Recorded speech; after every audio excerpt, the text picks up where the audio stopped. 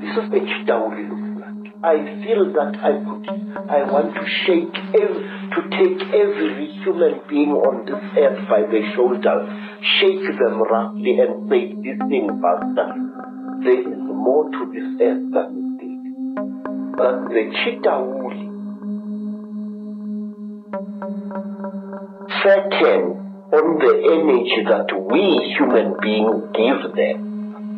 And whether the whole land is drowning in death and fear and terror, when hundreds and hundreds of people are angry and afraid, very, very intense human emotion.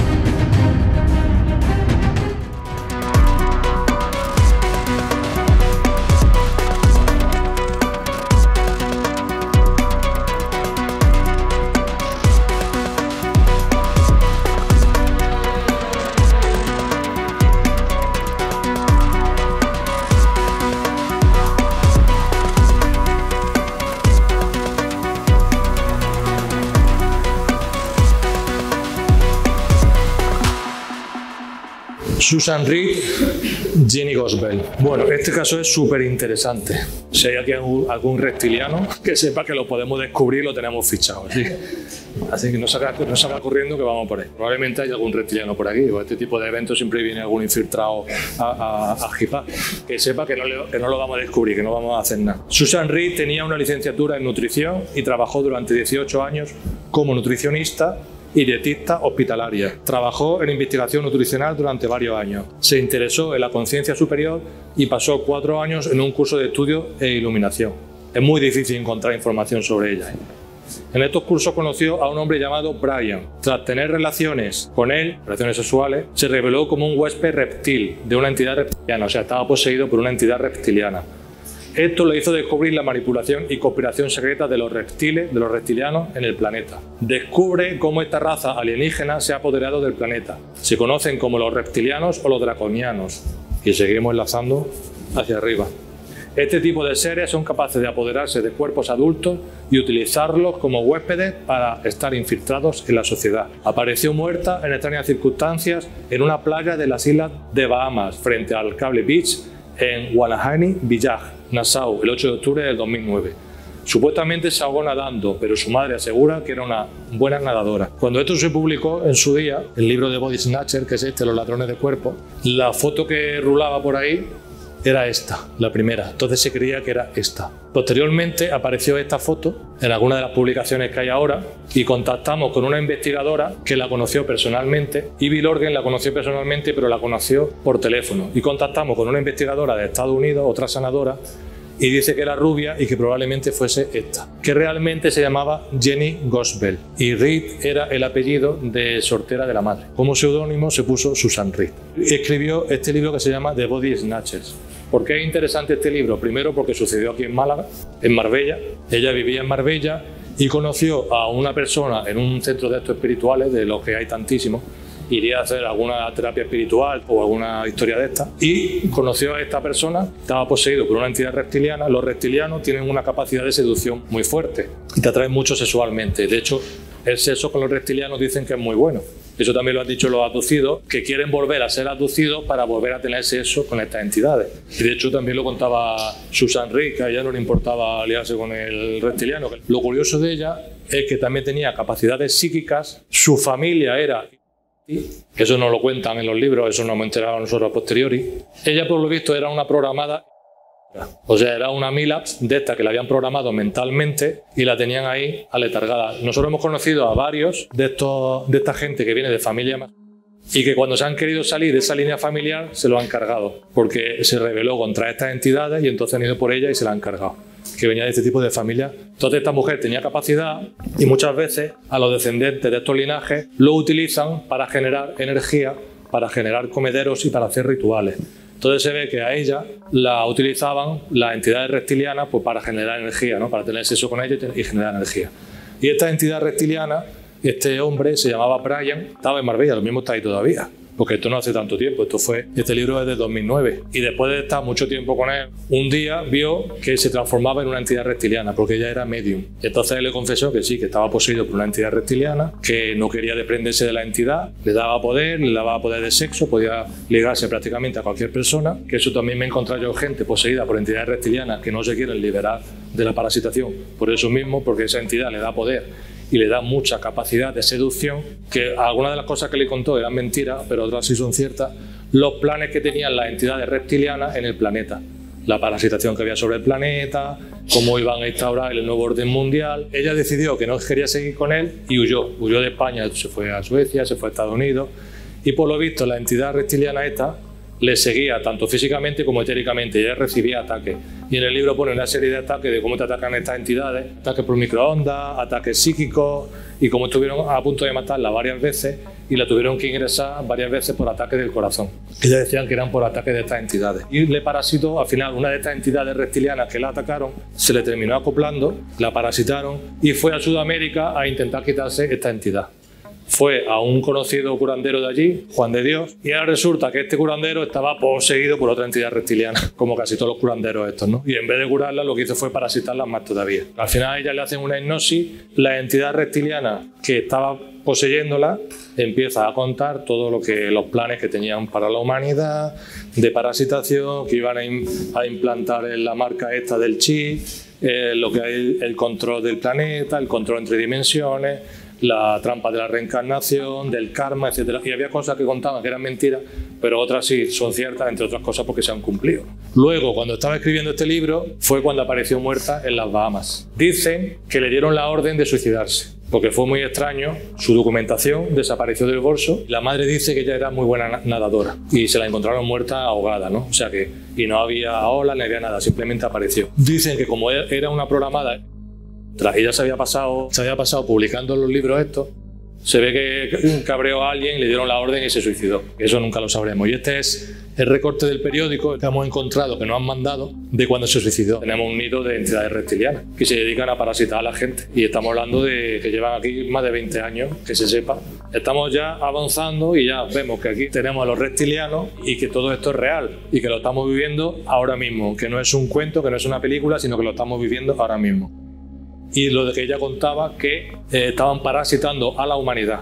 O sea, que ellos no utilizaban, eso creo que también lo comenta en el libro, lo utilizaban como pila satánica.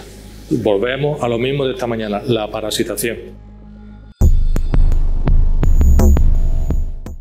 La figura de los ángeles, arcángeles y otros seres celestiales o divinos están unidos tanto a la religión como al mundo de la New Age y de la supuesta espiritualidad. Tanto en canalizaciones como en apariciones o en textos antiguos y más actuales se habla de estos seres y de sus categorías o jerarquías y cómo estarían asociados o trabajarían para un Dios supuestamente relacionado con el bien, el amor y la luz. Para nosotros, las entidades arcónticas han creado estos personajes o personificaciones, como harían en las apariciones marianas, para mantener su red de manipulación y control, siendo todo parte de la misma programación de sometimiento, dependencia y adoración. Jenny Gosbell expone que los arcángeles se enfrentaron contra los draconianos y que finalmente el arcángel Miguel cambió de bando y se alió con estos reptilianos. Para nosotros no hay ni falsos ni auténticos arcángeles, sino que son las mismas entidades draconianas o de otro tipo asumiendo diferentes roles, disfraces o papeles. Es decir, cuando por ejemplo en un ritual o exorcismo se invoca al arcángel Miguel, según nuestra opinión se está invocando a las entidades arcónticas y se está realizando un pacto con ellas, aunque asuman el papel de benefactores. No es que se hagan pasar por el auténtico arcángel y sea falso, es que todos serían lo mismo. Sin embargo, aunque habría que matizar mucho, es interesante la información que Jenny Gosbell nos dice en su libro Conspiración en los cielos. Recordemos que cuando iba a publicar este libro fue cuando la encontraron muerta. Dice: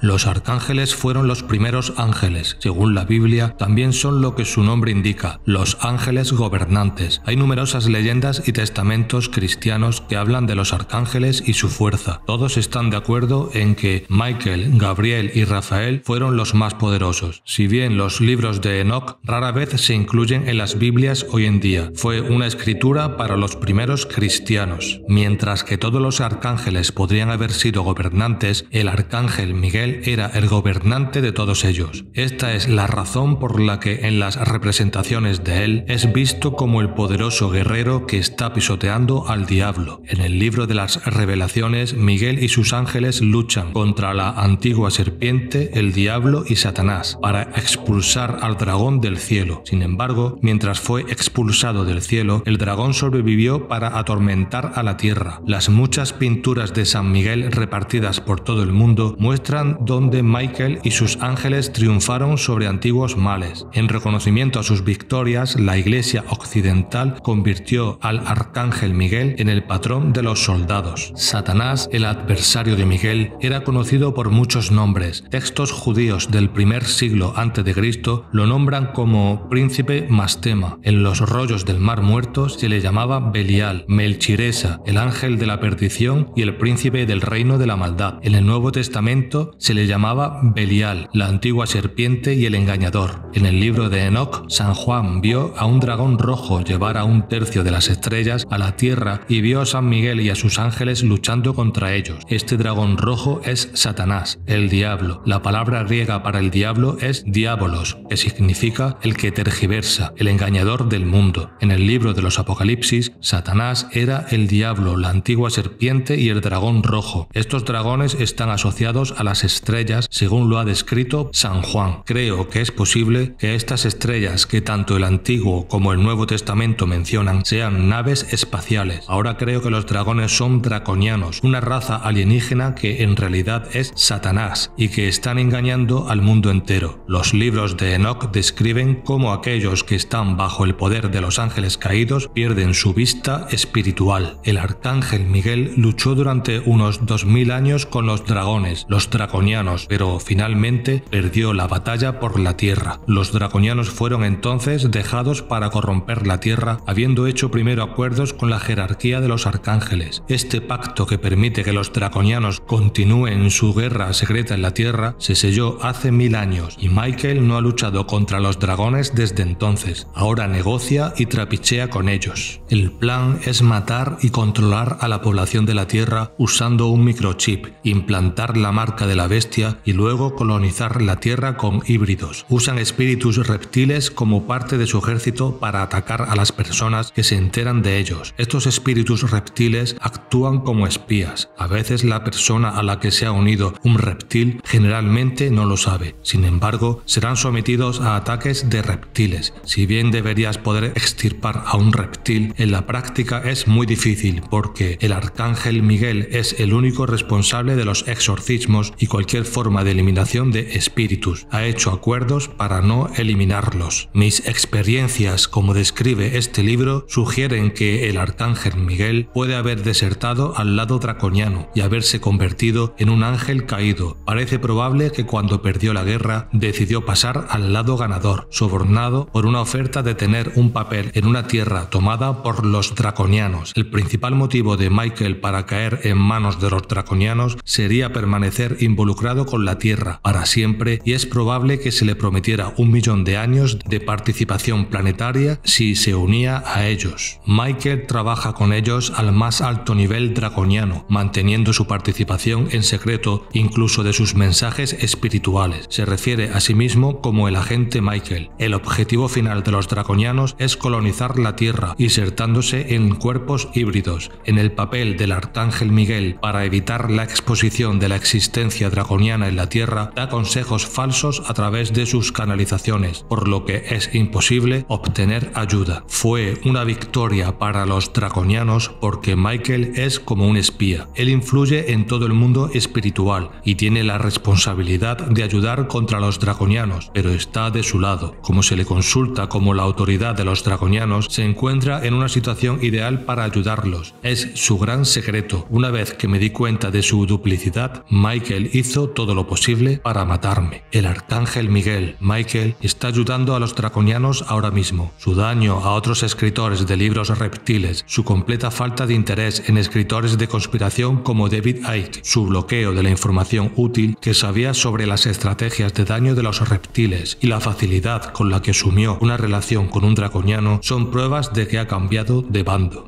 Durante la primera consulta que tuve con el arcángel Miguel, a través de su canalizadora Caroline O'Reilly, me dijo que destruyera el libro que estaba escribiendo sobre los draconianos. Él está en contra de cualquier exposición de la presencia de los draconianos en la Tierra. Aquellos que escuchan sus cintas de cassette de canales son como ovejas para la masacre draconiana mientras difunden desinformación, diciéndoles que el mal no existe. El acuerdo con el que me enfrenté cara a cara y que fue llevado al extremo fue que el reino angelical, incluido el arcángel Miguel y sus legiones de ángeles, no eliminará a los reptiles de una persona atacada por una entidad draconiana. Este libro presenta evidencia de este acuerdo, junto con sus desafortunadas consecuencias para mí. Los seres espirituales, arcángeles, que no pueden lidiar con este acuerdo, lo llevan a los extremos del comportamiento criminal. Mis experiencias también destacan el comportamiento de los oportunistas, que se aprovechan de la libertad que esta regla les da para descuidar y abusar de las víctimas de un reptil. En general, el arcángel Miguel y la mayoría de los demás seres espirituales siguen un acuerdo draconiano para no eliminar a las entidades draconianas de las personas que han atacado. Esto significa que hay poca ayuda para las víctimas de los draconianos. Las personas con reptilianos acoplados que están tratando de deshacerse de ellos bien pueden ser dirigidas al arcángel Miguel como lo estaba yo. Luego los traiciona para deshacerse de ellos, así que los reptiles obtienen el doble de ayuda para tomar el planeta. Mientras que algunas víctimas son descuidadas, otras son victimizadas por seres espirituales, particularmente el arcángel Miguel y el arcángel Gabriel. Esto es el doble de ayuda para los reptiles. Jenny Gosbell llegó a visitar hasta a 13 sanadores. Todos le decían que tenía alojados seres reptiles y ninguno consiguió quitárselos, mayormente porque la mayoría de ellos también los tenía. Otro autor interesante que nos habla sobre las manipulaciones de estas entidades es David Kanga. En sus investigaciones descubrió cómo están implicadas en la creación y manipulación de las religiones y cultos, y cómo el ángel Gabriel hacía apariciones y revelaciones en todos los bandos, jugando realmente siempre a su favor. En la obra La conspiración del ángel Gabriel habla sobre cuál era la siniestra intención de estos seres del espacio al crear las tres religiones mayoritarias que tan conflictivas resultan entre sí. Ese mismo ángel Gabriel es el mismo ángel que se aparece a la Virgen María y le anuncia prácticamente con bombos y platillos el nacimiento de Jesús. Y justamente este Jesús haría eso, abolir o intentar abolir las festividades y la ley. De ahí nacería el cristianismo, de ese intento, porque lo que hace Jesús es contradecir la ley de Moisés, y las personas que lo siguieron en esta rebelión fueron el núcleo del cristianismo. Ese mismo ángel, siglos después, aparecería a un profeta de nombre Mahoma. Le dicta lo que después sería recogido como en un libro como con el nombre del Corán. Este mismo ángel aparece como un personaje clave en las tres religiones conocidas como abrámicas. Dado que las tres religiones tienen doctrinalmente hablando puntos encontrados entre sí, lo cual ha derivado en una cantidad innombrable de muertos a lo largo de la historia, ese Dios que aparece en la época de los patriarcas es el mismo Dios que aparece luego a Moisés. Pero Yahvé, que es el nombre con el que lo conocemos ahora, a los patriarcas se manifestó con el nombre de Él. Era conocido como El Shaddai o El Elión. Él, la palabra Él, es una derivación de la palabra Enlil. Enlil era el dios más importante del panteón de Mesopotamia, podríamos decir. Enlil y Enki eran aliados, pero ante los humanos se presentaban como rivales para crear facciones. Ese Dios, El Shaddai, envía un demonio para librar a Sarai de las intenciones del faraón de conocerla, entiéndase, de tener relaciones con ella, de que estas entidades nos manipulan para su fin. Bien y mal son conceptos subjetivos. Ni entre nosotros los humanos nos podemos poner de acuerdo entre qué es bueno y malo, porque por ejemplo, para algunos la eutanasia es bueno, para otros es malo. Si tomamos como malo lo que le afecta a la humanidad objetivamente hablando, entonces, si ponemos del lado de los malos a los demonios y del lado de los buenos a los ángeles, un análisis de estos textos religiosos, tanto los oficiales como los apócrifos, nos deja ver que los buenos y malos, actuaban bajo las órdenes del mismo ser. Los ángeles cumplen funciones de acuerdo a la agenda. Entonces, hay momentos en que la agenda demanda que rescaten a un pueblo. Para ese pueblo los ángeles actúan bien. Para los contrarios actúan mal. En el mismo caso que tú mencionas, Jaime, hay un libro muy interesante que se llama Jubileos, un libro apócrifo. Jubileos cuenta la misma historia de Éxodo, de Génesis hasta Éxodo, pero con más detalles. Entonces, por ejemplo, tú recuerdas que cuando esta deidad manda a Moisés a que se entreviste con el faraón, luego aparece un pasaje en el que, yendo por el camino, Moisés, ese mismo Dios que lo mandó, se le aparece y lo intenta matar. Y que su esposa se fuera, tuvo que cortarle el prepucio, y al ver la sangre caer, ese Dios ya no lo quiso matar. No habría sido Dios, entiéndase Dios, sino un ángel llamado Mastema el que intentó matar a Moisés. Ahora, ese Mastema que intentó matar a Moisés, luego se aparece en la corte del faraón y ayuda a los magos egipcios a combatir en magia contra las magias de Moisés. Ya, luego ese mismo Mastema que actuaba en contra de los israelitas y a favor de los egipcios fue el que fue utilizado por ese mismo Dios para causar la muerte de los primogénitos. Tienes a la misma entidad, un demonio, según Jubileos, actuando tanto a favor como en contra. Luego dice de los israelitas, luego dice Jubileos que cuando finalmente son liberados los israelitas, Dios y los ángeles apresaron a Mastema para que los dejen ir, pero que después que habían tomado un poco de ventaja, los liberaron para que los persigan. Mastema es utilizado, lo apresan para que puedan escapar los israelitas. Luego, los mismos que lo apresan, ese Dios bíblico, esos ángeles, los liberan para que persigan a los israelitas. Entonces tú tienes este comodín utilizado como un mercenario. Pregunta, ¿bueno o malo? Dependiendo de los intereses de ese Dios. Es como en la política, Jaime. Los diplomáticos dicen, no hay amigos ni enemigos, hay interés. Que él quería adoración y quería ser el único Dios adorado. Era muy celoso. Antes que aparezca Jesús, ¿quiénes adoraban a este Dios? Solamente el núcleo pequeño de los israelitas. Lo que consiguió Jesús fue la aparición de una nueva religión que aunque en teoría clamaba o proclamaba perdón, solidaridad, reconciliación, adoptó como Dios al mismo perverso Dios de los judíos. No, pero no comprendemos quizás los parámetros de seres que no son seres humanos. No, adoración, obediencia también, rezo también. O sea, yo hablo en mi libro de un cóctel.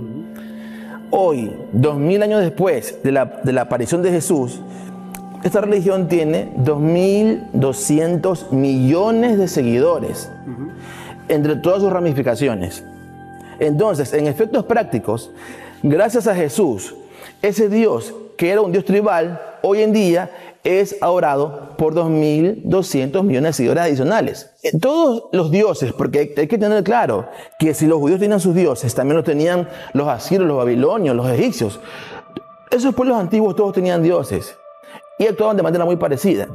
Y si tenemos un denominador o buscamos un denominador común, la oración vendría a ser este denominador común. La pregunta es ¿por qué? Y aquí va mi teoría.